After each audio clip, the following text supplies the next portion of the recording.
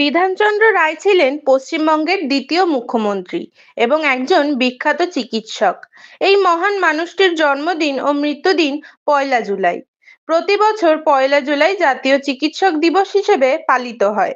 তিনি ভারতীয় জাতীয় কংগ্রেসের সদস্য ছিলেন। 14 বছর পশ্চিমবঙ্গের মুখ্যমন্ত্রী ছিলেন। তিনি ছিলেন আধুনিক পশ্চিমবঙ্গের রূপকার। চিকিৎসা, রাজনীতি এবং শিক্ষাক্ষেত্রে অসামান্য অবদান রেখেছেন। তার কর্মজীবন ও কৃতিত্ব আজও মানুষের কাছে অনুকরণীয়। এই মহান মানুষের আদর্শকে সামনে রেখে শিমুরালীতে তৈরি হয়েছিল বিধানচন্দ্র মেমোরিয়াল সোসাইটি। মঙ্গলবার সন্ধ্যায় বিশিষ্ট কৃতী ছাত্রছাত্রীদের সম্বর্ধনা দেওয়া হলো। উপস্থিত ছিলেন বহু বিশিষ্ট মানুষ। আমাদের সংবাদ মাধ্যমকে কি জানালেন দেখে নেব। ভারত সরকার অনুমোদিত চাকদহ জাতীয় যুব কম্পিউটার সেন্টার। আমাদের আরও একটি প্রতিষ্ঠান শিমুরালী জাতীয় যুব computer centre, Shimurali Punjab national ব্যাংকের নিচে, শিমুরালী নদিয়া।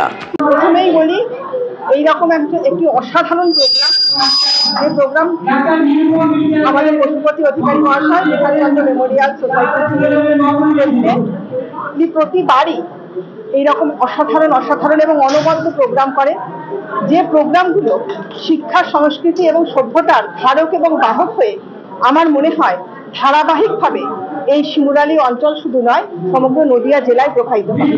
কারণ এই যে কৃতি ছাত্রছাত্রী এবং এই যে আপনারা দেখতে পাচ্ছেন প্রতিবন্ধকতাকে জয় করে কিভাবে পুরস্কৃত এবং সম্মানিত করা হচ্ছে, কারণ ওই অসাধারণ প্রতিভা, যে প্রতিভা সমস্ত রকম প্রতিবন্ধকতাকে হার মানায়।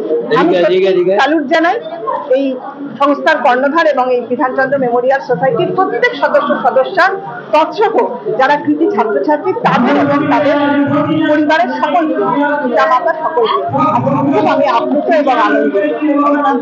আমি সঙ্গীতা বিশ্বাস, আমি কল্যাণী পঞ্চায়েত সমিতির সদস্য এবং মদনপুর আজকে বাংলার উপকার পশ্চিমবঙ্গের প্রাক্তন মুখ্যমন্ত্রী ডাক্তার বিধানচন্দ্র রায়ের আজকে জন্ম প্রাণবার্ষিকী। আমরা প্রতি বছর এই দিনটি করে থাকি, পালন করে থাকি।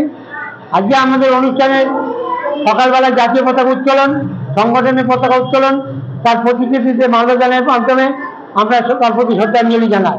আর সন্ধ্যাকালে আমাদের মূল অনুষ্ঠান, আমাদের উচ্চ মাধ্যমিক এবং মাধ্যমিকে যারা উল্লেখযোগ্য কৃতি ছাত্রছাত্রী তাদের সম্বর্ধনা। যেহেতু আজকে চিকিৎসক দিবস, পেছনে কয়েকজন বিশিষ্ট ডাক্তারকে আমরা সম্বর্ধনা দিচ্ছি। এছাড়া আমাদের আজকে ডাক্তার বিধানচন্দ্র রায়ের জীবন ও কর্মক্ষেত্রের উপর বিশিষ্ট ব্যক্তিগণ তারা আলোকপাত করবেন এবং এছাড়া সঙ্গীত, আবৃত্তি, নৃত্য অনুষ্ঠান আমাদের রয়েছে। আজকের অনুষ্ঠানে আমাদের যেটা মূল বিষয়, আমরা আগামী দিনে ডাক্তার বিধানচন্দ্র রায়ের একটা প্রতিকৃতি প্রদানের আমরা চিন্তা ভাবনা করেছি। আমরা আমাদের যে সংস্থার প্রধান উপদেষ্টা প্রাক্তন সাংসদ প্রদীপ ভট্টাচার্য এভাবে কথা বলেছি, তিনিও আমাদের সহযোগিতা করবেন বলেছেন। আমরা ওই কাজটা যত তাড়াতাড়ি পারবো আমরা করার চেষ্টা করব এবং ডাক্তার বিধানচন্দ্রের যে চিন্তাধারা, আদর্শ, সেটা মানুষের মধ্যে ছড়িয়ে দেওয়ার এবং তিনি যে পশ্চিমবাংলাকে যদি জানতে হয় তাহলে ডাক্তার বিধানচন্দ্র রায়কে জানতে হবে, এই কথা আমরা সকলের মনে আমরা ঢুকিয়ে দেওয়ার চেষ্টা করছি। যে বিধানচন্দ্র রায় কোনো দলের মুখ্যমন্ত্রী ছিলেন না, তিনি বাংলার প্রতিটা মানুষের মুখ্যমন্ত্রী ছিলেন।